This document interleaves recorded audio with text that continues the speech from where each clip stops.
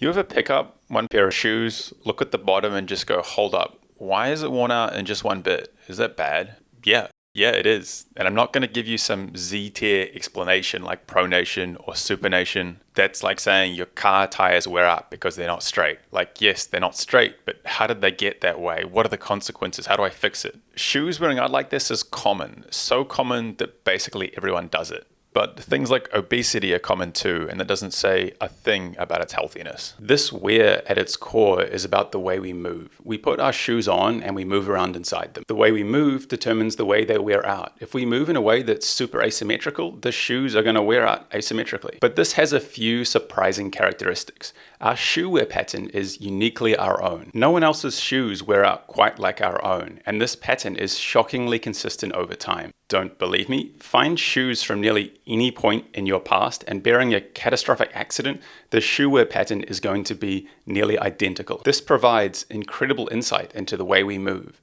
Our shoes don't lie. This is good because it means we really only have to learn one thing: how we move now.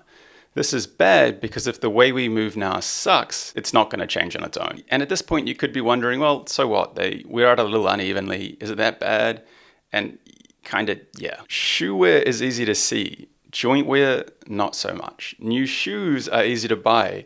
New joints, not so much. I mean, don't get me wrong. All our joints are wearing out on their own already, but with ideal mechanics, that would all happen at roughly the same time, rather than one bit failing way before the rest. If our wear is particularly aggressive at one part of the shoe, the equivalent wear is particularly aggressive at some part of our body. Wear happens through force, mostly friction, and this is caused by our weight, we're actually pretty heavy, going down into our shoes. The specific wear originates from the angle of ground contact, muscular forces causing things like rotation, and the placement and movement of the person's center of gravity. The unskillful usage of these forces are the same forces that wear joints out. And I don't mean to scaremonger here. There are certainly degrees of severity, like 2 different pairs of shoes on 2 different people after a year are going to look very different. And whatever stage of life you're at now, you can always improve or change things. So this certainly isn't destiny. What can we do about this? To change anything, we've first got to understand what the hell is going on. What's happening with your unique patterns of movement? I'll cover 4 very different types of wear, their causes, and then list some fixes at the end. I'm going to demonstrate with walking because it's simpler, but everything here applies directly to running too. First up, diagonal wear on the outside of the heel like this. This happens in our gait when we're walking or running, and there are some important preconditions that need to be met for this type of wear to happen. The foot needs to hit the ground at this angle.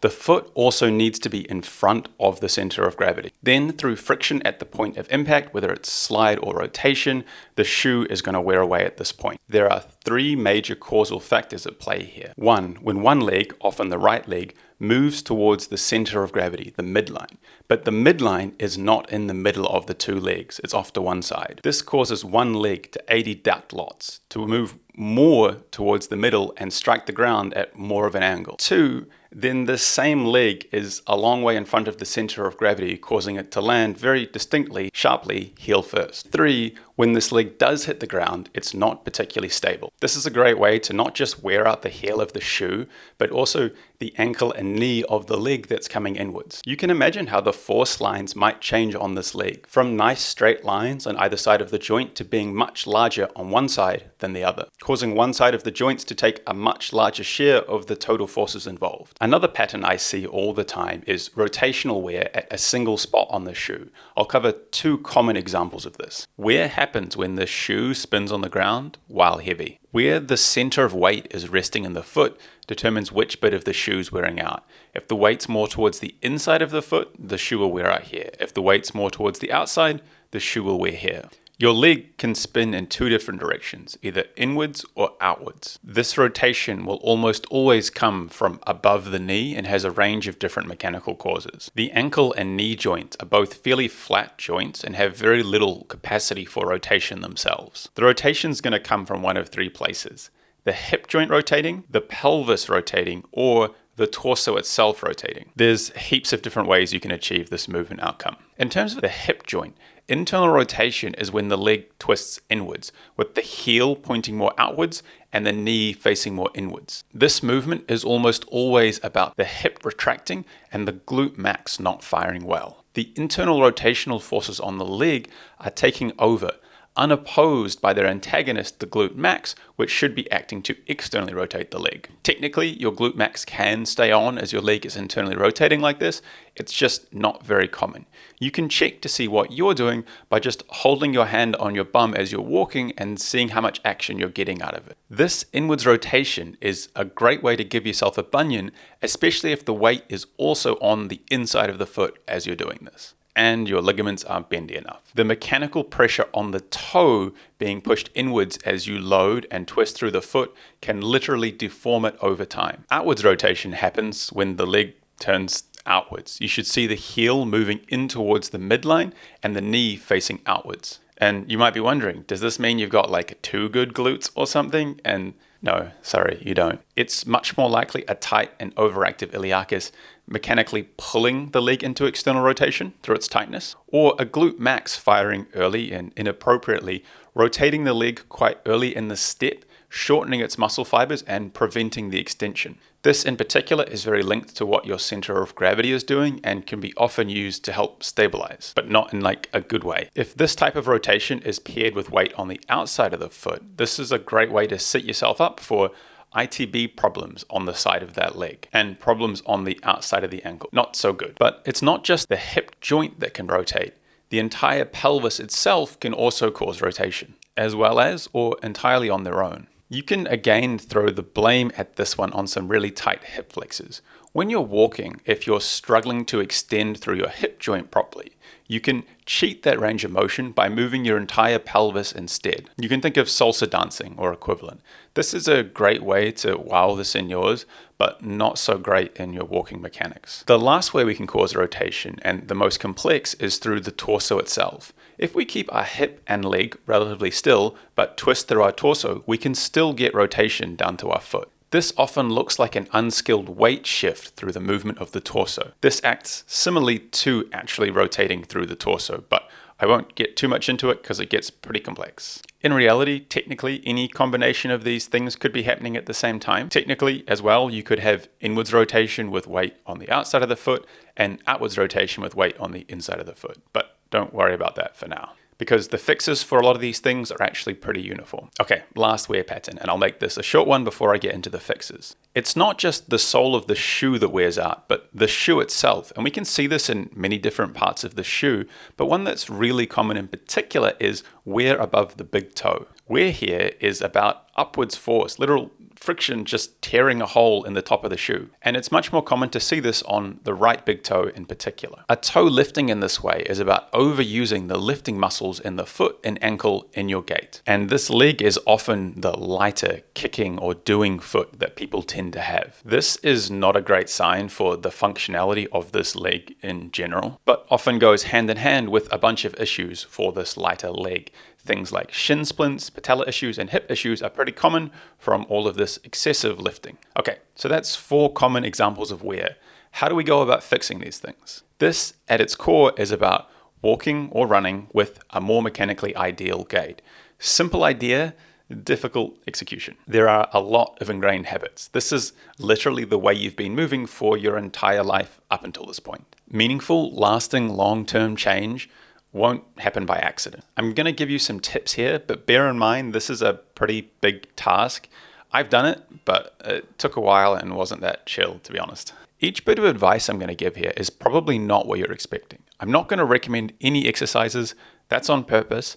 Instead, I'm going to get you to focus on your gait, the way you walk and run. The first recommendation I would have, and I think the best place to start with many of these things, is to improve your posture. Your posture is just where you start from, your normal, what you carry through into every movement you do. If in your normal position you're disadvantaging certain muscle groups, those disadvantages are going to carry through directly into any movement you do, including your gait. I made a great video on this, which you can watch down in the description, as well as an ebook that I'm writing, which is coming out soon, which will go into this stuff in heaps more detail. So check those out if you're interested. Okay, so onto the specific shoe wear things. First one, the heel wearing on the outside. Firstly, we need to get the center of gravity, the midline, in the right place so that one leg doesn't have to go on a big old mission to get to that midline. Ideally, both feet need to land underneath their respective hip joint in your gait. The legs, pretty much straight up and down, with the center of gravity resting nicely in the middle of those legs. So if you're wearing out your right heel, odds are your center of gravity consistently ends up over to the left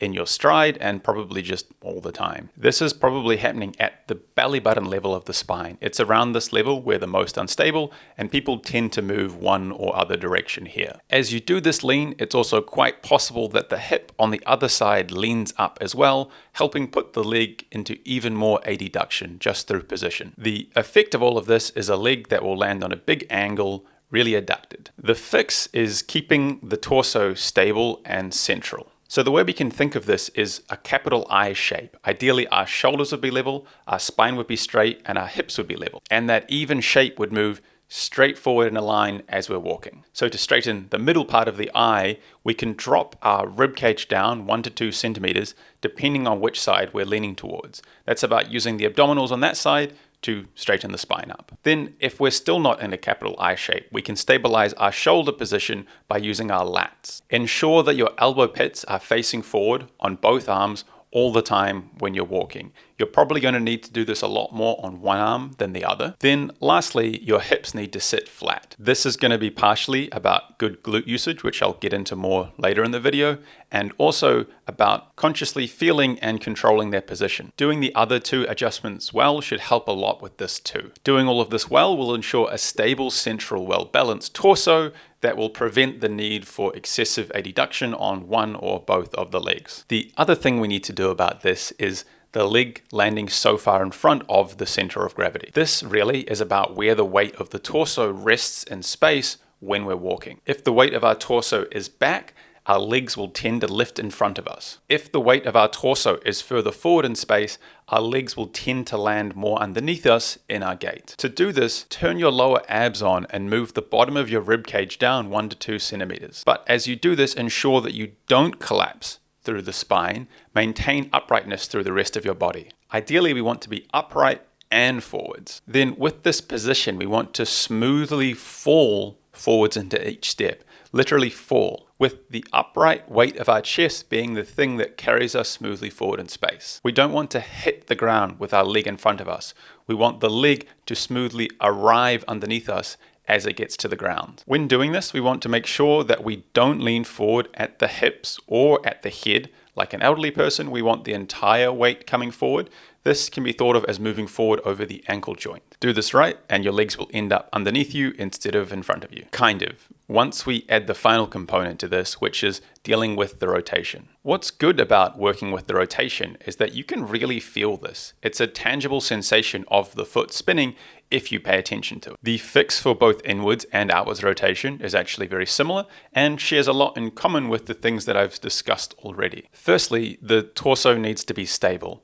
As I said before, an unstable torso can cause rotation, directly and indirectly. Then you're going to need proper glute action, particular glute max, to control the rotation of the leg. And this links back to the things we discussed previously, but if your torso is back in space and your walking is mostly dominated by a lifting action in your leg, you're going to have hip flexor dominated walking instead of glute centered walking. So first fix the torso lean thing from before and get yourself upright and forwards, falling smoothly forward into each step. Then get your hips underneath you and get your glutes working. Literally push or tuck your hips underneath you as you're walking the whole time. In particular, as each leg is landing on the ground. This is going to be super hard to do well. Your hip flexors will object. It's going to feel a bit crazy. That's fine. It's important to feel the glute action happening as a result of your weight and position. Squeezing your glutes really hard with your weight back or your hips retracted is just not going to work. Then, as the leg travels through the stride, the ankle and knee need to face forwards the whole time, like two headlights on a car. This is about skilled glute usage. If you do the things previously discussed well, this should hopefully happen on its own. Getting your torso stable and the weight in the right place is essential for this. Really linked to this is making sure one or other hip is not retracting. Technically, if a hip retracts and the leg stays facing forwards, it's actually internally rotating relative to the hip. So making sure your hips stay in the same plane is essential. This again is about that pushing, tucking action, and it can help to film yourself to get a feel for where your hips are in space, or literally put your fingers on your ASIS bones at the front of your pelvis as you walk. If you do this right, you'll literally feel your feet not twist. There's a sensation associated with this. Lastly, wear above the big toe is about too much lifting through the foot. To fix this, we need to get the toe and foot to lift briefly only when it's needed at the very end of your step, rather than early and all the time. The previous adjustments we discussed will probably get most of this. It's almost entirely again about getting the weight of the torso in the right place. If we're too far back with our weight, we're just going to end up lifting in our step. It's also about torso stability and position. If we're lean to one side, one of our feet is by default going to become heavier and the other lighter. Stabilizing the weight of the torso is going to ensure that they're both equally heavy. The lighter foot is the one that's going to have wear above the big toe. If both of your feet lift, then both will have wear, but if it's just one, then it's the foot that has less weight on it. Get more weight onto it and you'll solve the problem. Okay, so that's lots of tips, somewhat oversimplified, but I hope you get the gist. Shout out to Nick for advice on gait in this video. You're the best. And I hope everyone learned something about shoe wear and their own movement. Let me know what kind of videos you'd like to see next. Link in the bio for my book and other things if you're interested. Peace out.